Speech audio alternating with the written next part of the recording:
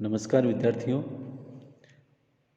मेरे निजी YouTube channel पर आप सभी बालिकाओं का बहुत बहुत स्वागत है। आज इस ऑनलाइन वीडियो व्याख्यानमाला में हम राम भक्ति काव्य और राम काव्य की प्रमुख विशेषताओं पर चर्चा करेंगे।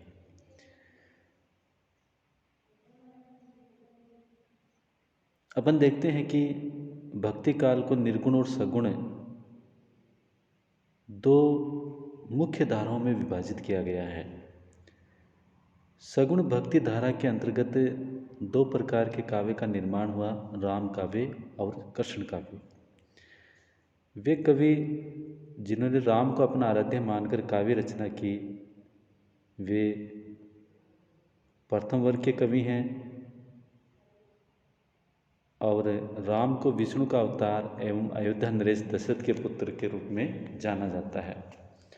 अतः राम भक्ति के रूप में वैष्णव भक्ति का पुनर्व्याख्यान ही मध्यकालीन राम काव्य में किया गया है।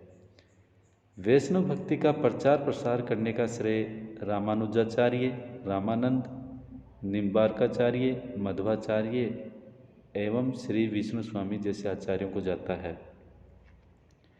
वैष्णव भक्ति के माध्यम से राम और कृष्ण की विष्णु के अवतारों के रूप में उपासना का सर्वत्र प्रचार हुआ और कवियों ने भी इनके जीवन चरित्र को आधार बनाकर रचनाएं प्रस्तुत की है।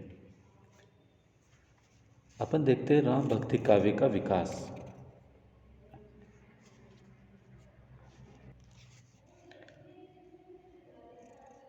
राम काव्य के आधार ग्रंथ के रूप में संस्कृत की वाल्मीकि रामायण को माना जा सकता है। इसके बाद में महाभारत के रामोपाख्यान में भी यही राम कथा वर्णित की गई है। संस्कृत के कुछ अन्य ग्रंथों में भी राम विषयक आख्यान उपलब्ध होते हैं, जैसे अगस्त्य संहिता, राघवीय संहिता, राम रहस्योपनिषद, अध्यात्म रामायण, आनंद रामायण, अद्भुत रामायण, भुसुंडी रामायण, विष्णु पुराण, वायु पुराण और भागवत पुराण। राम को पूर्ण ब्रह्म मानते हुए अनेक पुराणों में राम कथा के अनेक प्रसंग दिखाई पड़ते हैं। हिंदी राम काव्य का मूल आधार वाल्मीकि रामायण एवं अध्यात्म रामायण जैसे कुछ ग्रंथ ही हैं। हिंदी राम काव्य से पूर्व संस्कृत, प्राकृत, पाली एवं अपभ्रंश साहित्य में राम काव्य की रचना हुई है। दक्षिण के आलवार भक्तों ने भी राम भक्ति के विकास में महत्वपूर्ण योगदान किया है। 12 आलवार भक्तों में से 4 कुल, शेखर, परकाल, विष्णुचित एवं षटकोप रामोपासक थे।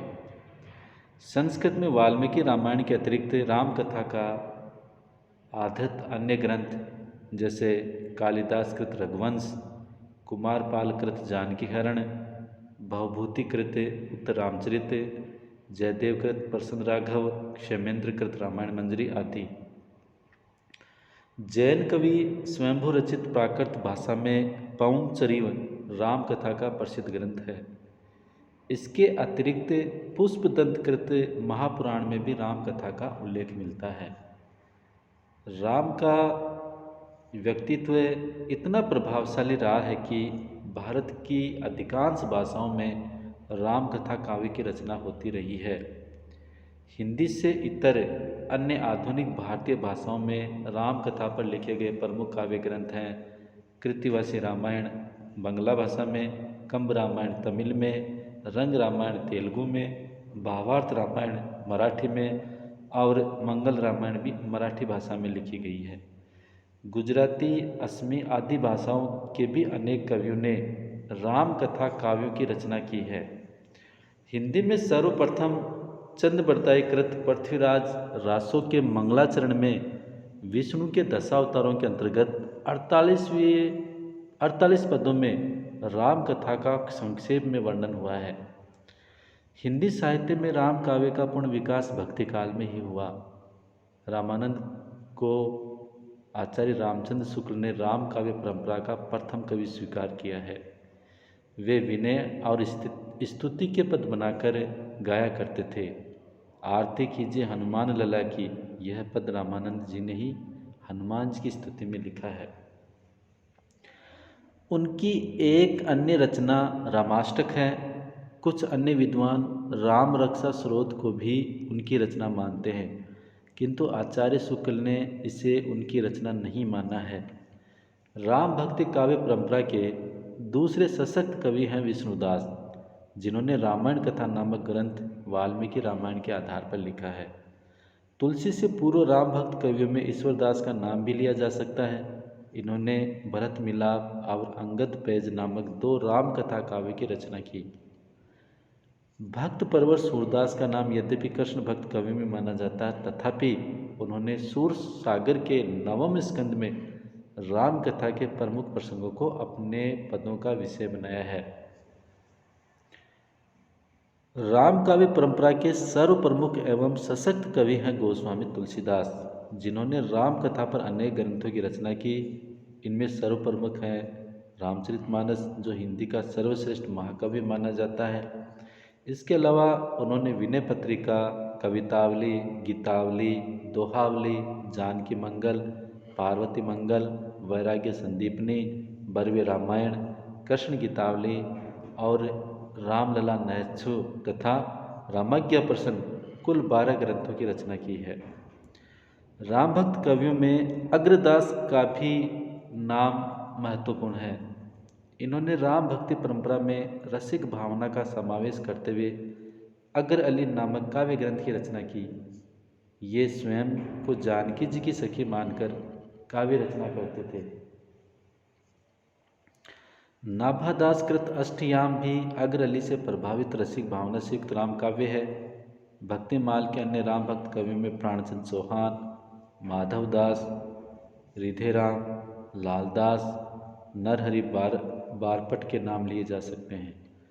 प्राणचंद चौहान ने रामायण महानाटक की रचना की, जो वस्तुतः नाटक न होकर संवादात्मक प्रबंध काव्य ही है।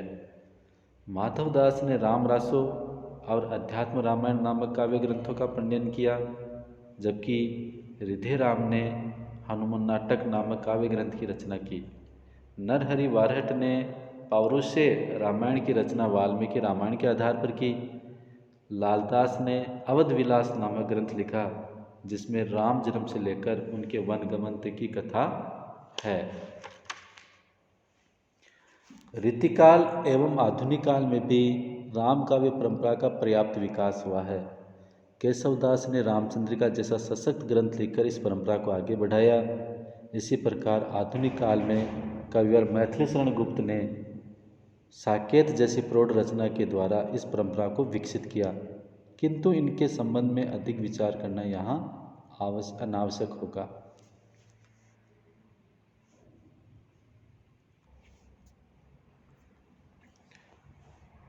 अब हम चर्चा करते हैं राम काव्य की प्रमुख विशेषताओं या प्रवृत्तियों पर। राम काव्य परंपरा का यद्यपि एक लंबा इतिहास है, जिसकी चर्चा हमने अभी की है, तथापि इस परंपरा के केंद्र बिंदु हैं गोस्वामी तुलसीदास, जिन्होंने हिंदी काव्याकाश के जाज्वल्यमान नक्षत्र की भांति सर्वत्र अपना प्रकाश पुंज विकीर्ण कर किया है। रामकाव्य परंपरा में उनके ग्रंथ मील का पत्थर हुए। रामचरितमानस हिंदू धर्म, संस्कृति, आचार विचार का मापदंड बन गया है तथा यह ग्रंथ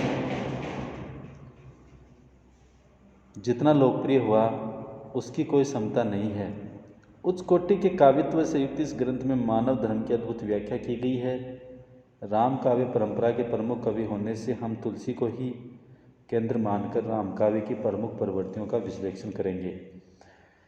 इस काव्य धारा की विशेषताओं का विवेचन निम्न बिंदुओं के माध्यम से करते हैं।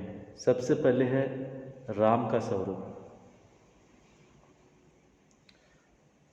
राम काव्य परंपरा के कवियों ने भगवान विष्णु के अवतार राम के जीवन चरित्र को आधार बनाकर अपने काव्य ग्रंथों की रचना की।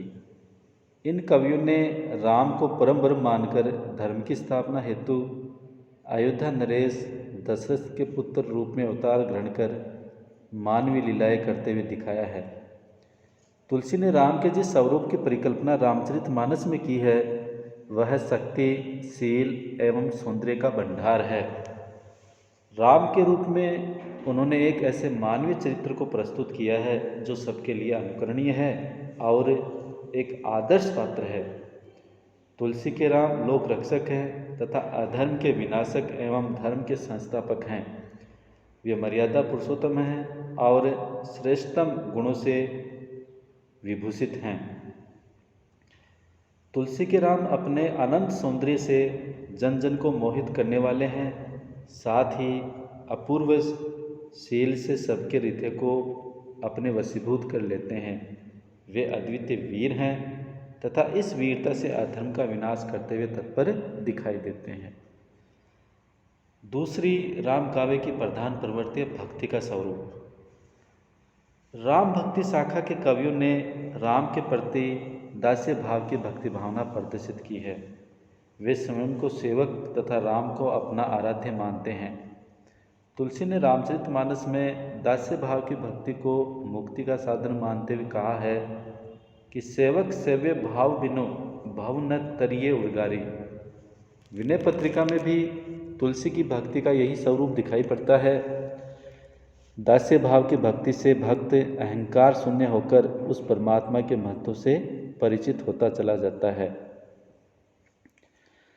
तुलसी की भक्ति पद्धति बड़ी अनुपम है। उसमें आराध्य के प्रति श्रद्धा, प्रेम का समन्वय है तथा धर्म और ज्ञान का भी योग है।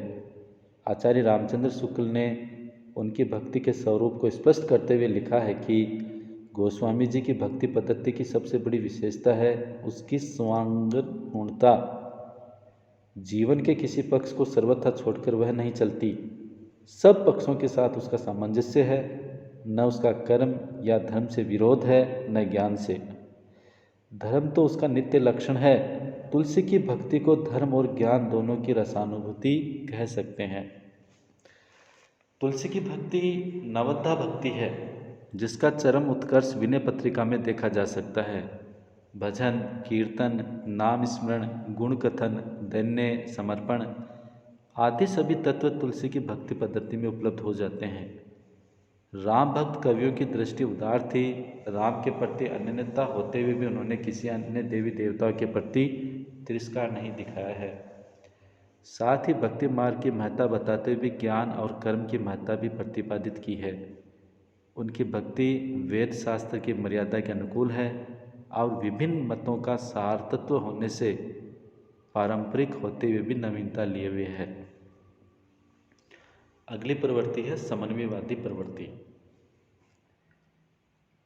समन्वयवादी प्रवृत्ति के अंतर्गत अपन देखते हैं कि राम भक्त कवियों की एक उल्लेखनीय विशेषता है। तुलसी के समय समाज में अनेक प्रकार के विग्रह व्याप्त थे। धर्म, जाति, संप्रदाय, भाषा के नाम पर आए दिन संघर्ष होते रहते थे। अतः समन्वय तत्कालीन युग की आवश्यकता थी। तुलसी ने रामचरितमानस में हर दृष्टि से समन्वयवादी प्रवृत्ति को अपनाते हुए लोक नायक होने का परिचय दिया। सगुण भक्ति धारा के कवि होते भी उन्होंने निर्गुण की उपेक्षा नहीं की, अपितु निर्गुण ब्रह्म को ही सगुण और साकार रूप में अवतार ग्रहण कर मानवीय लीलाएं करते हुए दिखाकर दोनों का समन्वय किया। इसी प्रकार उन्होंने शैव और वैष्णव का समन्वय कर राम के द्वारा शिव की अर्चना करवाई है।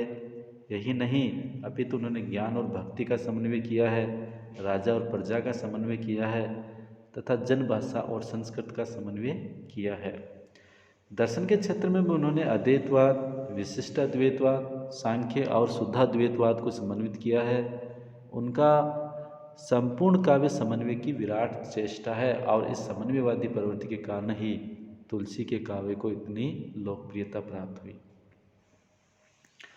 मूल्यबोध एवं युगबोध राम काव्य की एक अलग प्रवृत्ति है। राम भक्त कवियों का उद्देश्य केवल काव्य रचना करना ही नहीं था। वे जितने उच्च कोटि के कवि थे उतने ही बड़े उपदेशक भी थे। उनकी रचनाएं केवल काव्य रसिकों के आस्वाद की विषय वस्तु नहीं है, अपितु जनता के एक बहुत बड़े वर्ग को जीवन के नैतिक मूल्यों की शिक्षा भी देती हैं। वे एक उपदेशक के रूप में भी सामने आते हैं। उन्होंने राम के चरित्र के द्वारा आदर्श उपस्थित किया है। एक पुत्र का आदर्श, एक मित्र का आदर्श, एक राजा का आदर्श, एक पति का आदर्श। यही नहीं, रामचरितमानस के अन्य पात्र भी हमारे समक्ष आदर्श प्रस्तुत करते हैं। भरत भातृ प्रेम का आदर्श है, तो सीता पत्नीत्व का आदर्श है। हनुमान सेवक का आदर्श प्रस्तुत करते हैं, तो लक्ष्मण छोटे भाई का आदर्श।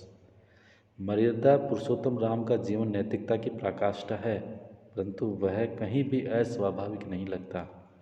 तुलसी ने रामचरितमानस के द्वारा लोक कल्याण की कामना करते हुए जनता को नैतिकता एवं सदाचार का अविस्मरणीय पाठ पढ़ाया है। यह उनके चरित्र की महत्वपूर्ण विशेषता है। राम भक्त कवियों ने अपनी रचनाओं में युगीन परिस्थितियों का उल्लेख भी किया है।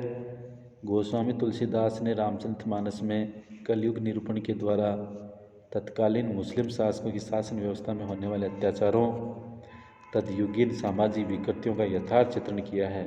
साथ ही राम राज्य निरूपण के अंतर्गत आदर्श शासन व्यवस्था की रूपरेखा भी प्रस्तुत की है। इस प्रकार वे युगबोध के दायित्व का भी सफलतापूर्वक निर्वाह करने में समर्थ हुए हैं। अगली राम काव्य की प्रधान प्रवृत्ति है नारी विषयक दृष्टिकोण। राम काव्य में स्थान स्थान पर नारी के विषय में अपना दृष्टिकोण कवियों ने प्रस्तुत किया है। प्राय आलोचकों ने तुलसी के नारी विषयक दृष्टिकोण के प्रति पूर्वाग्रह रखते हुए उन्हें नारी निंदक के रूप में निरूपित किया है। उनके इस मत का आधार तुलसी द्वारा कही गई निम्न उक्ति है: ढोल गंवार शूद्र पशु नारी, जे सब तारण के अधिकारी। परंतु वे ये भूल जाते हैं कि तुलसी ने सीता, पार्वती, अनुसुईया जैसी नारियों के उज्जवल चरित्र की परिकल्पना करते हुए नारी को सती, पतिव्रता एवं त्यागमयी रूप में प्रस्तुत कर उन्हें गरिमा एवं भव्यता प्रदान की है। उन्होंने नारी के कामिनी रूप की भर्त्सना की है, भामिनी रूप की नहीं। नारी के पतिव्रत धर्म की प्रशंसा करते हुए कहते हैं कि धन्य नारी पतिव्रत अनुसारी। विलासिनी एवं उल्टा नारियों की निंदा कबीर ने भी की है और तुलसी ने भी, परंतु उसके आधार पर यह कहना कि वे कवि नारी निंदक है, इनके प्रति अन्याय ही होगा। सच तो यह कि इन्होंने निकृष्ट पुरुषों को भी निंदनीय माना है, जो काम के वशीभूत होकर कर्तव्यच्युत हो जाते हैं। नारी विवश नर सकल गोसाए, नाचा ही नट मरकट की नाई। तुलसी ने नारी जाति के प्रति अपनी सहानुभूति व्यक्त करते हुए एवं उसकी पराधीनता को लक्षित करते हुए एक ही पंक्ति में उसकी नियति को स्पष्ट कर दिया: कत विधि सृजी नारी जगमाही, पराधीन सपने हो सुख नाहि। नारी के प्रति इन कवियों का दृष्टिकोण तत्कालीन परिस्थितियों के अनुरूप ही था। नारी की पीड़ा का जैसा अनुभव इन्होंने किया, वैसा बहुत कम कवि कर सके हैं। अतः हमें पूर्वाग्रह से मुक्त होकर इनके नारी संबंधी दृष्टिकोण की परीक्षा करनी चाहिए। अगली प्रवृत्ति है प्रबंध रचना की। भक्तिकाल के राम भक्त कवियों ने राम कथा को लेकर प्रायः प्रबंध काव्यों की रचना की है। तुलसी का रामचरितमानस इस काव्य परंपरा का अन्यतम महाकाव्य है। इसके अतिरिक्त प्राणचंद चौहान ने रामायण महानाटक, लालचंद ने अवध विलास और रिधेराम ने हनुमान नाटक नामक प्रबंध काव्य लिखे हैं। प्रबंध काव्य के अनुकूल गांधीर्य और मर्यादा तो राम के चरित्र में है ही, साथ ही राम कथा में ऐसे अनेक मार्मिक प्रसंग उपलब्ध हैं जिनका होना प्रबंध काव्य के लिए अति आवश्यक है। इन मार्मिक प्रसंगों में उद्भावना करने एवं उनका रसात्मक वर्णन करने में जिस कवि को मन जितना अधिक रमता है, वह उतना ही अच्छा प्रबंधकार हो सकता है। इस कसौटी मानकर आचार्य शुक्ल ने तुलसी को हिंदी का सर्वश्रेष्ठ प्रबंधकार माना है तथा यह स्वीकार किया है कि रचना कौशल, प्रबंध पटुता, सहृदयता इत्यादि सब गुणों का समार हमें रामचरितमानस में मिलता है। राम काव्य की रचना मुक्तक काव्य के रूप में भी हुई है, परंतु ये मुक्तक रचनाएं प्राय ब्रज भाषा में लिखी गई अवधि में नहीं। तुलसी ने विनय पत्रिका, कवितावली, गीतावली आदि मुक्तक काव्य की रचना भी की है। विविध काव्य शैलियाँ। राम भक्त कवि शास्त्रज्ञ एवं विद्वान थे। वे कविता करने में सिद्धस्त थे, अतः किसी एक विशेष शैली में ही नहीं अपितु विविध काव्य शैलियों में पारंगत थे। यही कारण है कि राम काव्य की रचना विविध शैलियों में देखने को मिलती है। तुलसी ने रामचरितमानस की रचना प्रबंध काव्य के रूप में दोहा चौपाई शैली में की, जबकि कवितावली की रचना कवि सवैया शैली में मुक्त काव्य के रूप में की है। विनय पत्रिका में पद शैली को तथा बरवे रामायण में बरवे शैली को अपनाया गया है। रामायण महानाटक के रचयिता प्राणचंद चौहान तथा हनुमान नाटक के रचयिता हृदय राम ने संवाद शैली में अपने ग्रंथों का सृजन किया। वीर गाथा काल की छब्य पद्धति, विद्यापति और सूरदास की पद शैली एवं गीत पद्धति, गंग आदि भाट कवियों की कवित सवैया पद्धति तथा जायसी आदि सूफी कवियों की दोहा चौपाई शैली का सफलतापूर्वक प्रयोग राम भक्त कवियों की रचनाओं में किया गया है।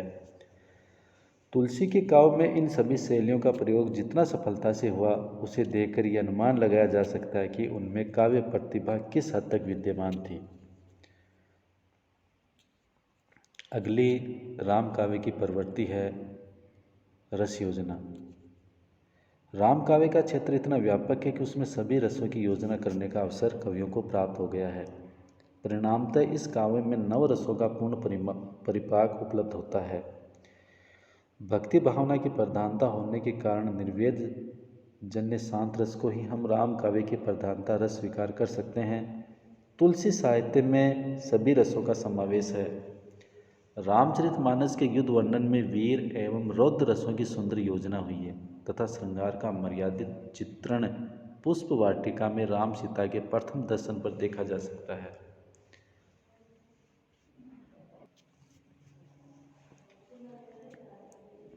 मर्यादवादी होने के कारण तुलसी ने श्रृंगार का मर्यादित चित्र ही अंकित किया है, किंतु वहाँ जो कुछ भी है अत्यंत शालीन एवं मधुर है।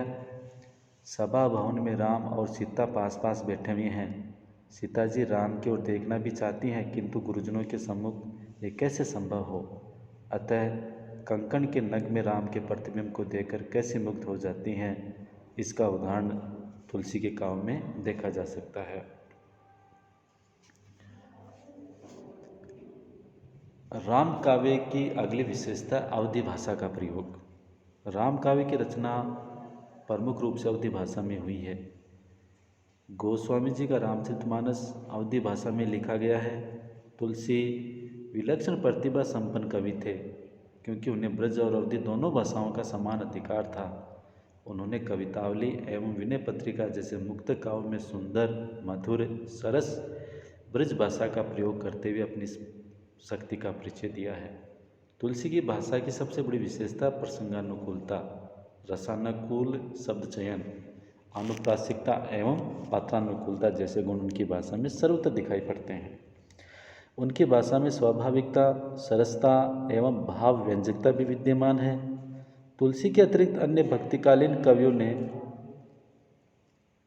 प्राय अवधि में ही राम काव्य की रचना की है। लालदास कृत अवध विलास तथा ईश्वरदास कृत भरत मिलाप अवधी भाषा में लिखी गई रचनाएं हैं। तुलसी ने जिस अवधि का प्रयोग किया है वह परिनिष्ठित साहित्यिक अवधि है, जिसमें संस्कृत के तत्सम शब्दों का प्रयोग बहुलता से हुआ है। वह पूर्णतः व्याकरण सम्मत है तथा उसमें रंचमात्र भी शिथिलता नहीं है। राम काव्य की अंतिम विशेषता है छंद एवं अलंकार योजना। राम भक्त कवि काव्य मर्मज्ञ थे। वे काव्य शास्त्र के नियमों से बंधी हुई छंद योजना करने में पूर्ण समर्थ थे। यही कारण है कि तुलसी जैसे समर्थ कवि ने किसी एक छंद में नहीं अपितु विविध छंदों में काव्य रचना की है। रामचरितमानस में दोहा, चौपाई, सोरठा, सवैया आदि छंदों का सफल प्रयोग हुआ है। इसके अतिरिक्त संस्कृत के छंदों का प्रयोग भी उन्होंने संस्कृत में रची गई स्तुतियों में किया है। घनाक्षरी, कवित, तोमर, त्रिभंगी छंदों का भी सुंदर प्रयोग राम काव्य में देखा जा सकता है। राम काव्य परंपरा के कवि अलंकार प्रवीण थे। काव्य में अलंकारों के प्रयोग में वे सिद्धस्त थे। यद्यपि इन्होंने चमत्कार प्रदर्शन के लिए अलंकार योजना नहीं की है, तथापि उनका काव्य अलंकारों से मंडित है। उपमा, रूपक, उत्प्रेक्षा उनके प्रिय अलंकार हैं। इस प्रकार निष्कर्ष रूप में अपन कह सकते हैं कि कृष्ण काव्य की तुलना में भक्तिकालीन राम काव्य भले ही परिमाण की दृष्टि से न्यून हो, किंतु अपनी गरिमा एवं उदारता के कारण वह हिंदी काव्य में सर्वश्रेष्ठ है। भक्तिरस से सरोबार इन कवियों की वाणी ने जनता को आशा, उत्साह एवं स्फूर्ति का संदेश दिया। यही कारण है कि गोस्वामी तुलसीदास रचित रामचरितमानस आज राजा से लेकर रंक तक, विद्वान से लेकर मूर्ख तक सबके घरों में विराज रहा है। इन कवियों का प्रत्यय हिंदी साहित्य की अमूल्य निधि है और इनकी उच्च कोटि की रचनाओं के कारण ही भक्ति काल को हिंदी साहित्य का स्वर्ण युग माना गया है। धन्यवाद। कृपया मेरे YouTube चैनल को अभी तक जिन विद्यार्थियों ने सब्सक्राइब नहीं किया वह अवश्य कर ले और वीडियो को अवश्य लाइक करें। धन्यवाद।